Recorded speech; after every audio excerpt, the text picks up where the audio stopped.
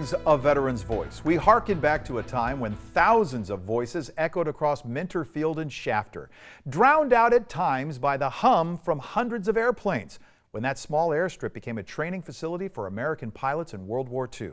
This weekend, the Air Museum will celebrate the 80th anniversary of its dedication, led by a man who was there. I was born in 1937.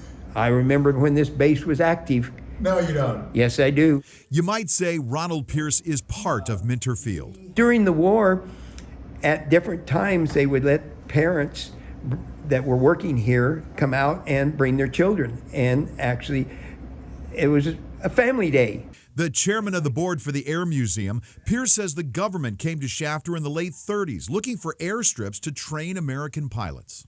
They bought, I believe, a section and a half, 900 and some acres, because it was farm ground.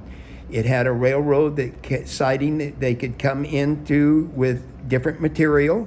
Had a 4-lane highway. And Ronald spent lots of time at Minter Field in the 40s after his father, a local jeweler, was recruited to work on planes. He was recruited to do the instruments, bank and turn, rate of climb, work on their clocks that were in the BT-13s. He got into the instruments, repairing them, bank and turns, altimeters, everything. And it trims so that it flies level. There is one BT-13 training aircraft still left at Minter Field today. But 80 years ago, there were hundreds that took off and some that didn't make it back. We had a lot of mid-air collisions. We had a lot of crashes and stuff.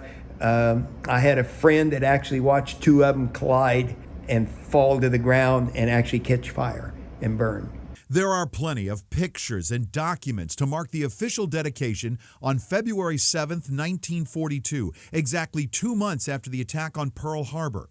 Today, not many of the original structures are left. There is one hangar that is still here, an all-wooden hangar, and we are in the original firehouse.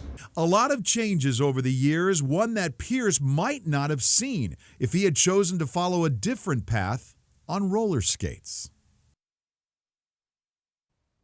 And Minter Field was named in honor of First Lieutenant Hugh Minter, a veteran of the First World War part of a prominent local family. Minter was killed in a mid-air collision in July of 1932. Now, the museum will celebrate the 80th anniversary on Saturday. You can go out and look at a lot of those historical documents and pictures in an open house from 10 to 2.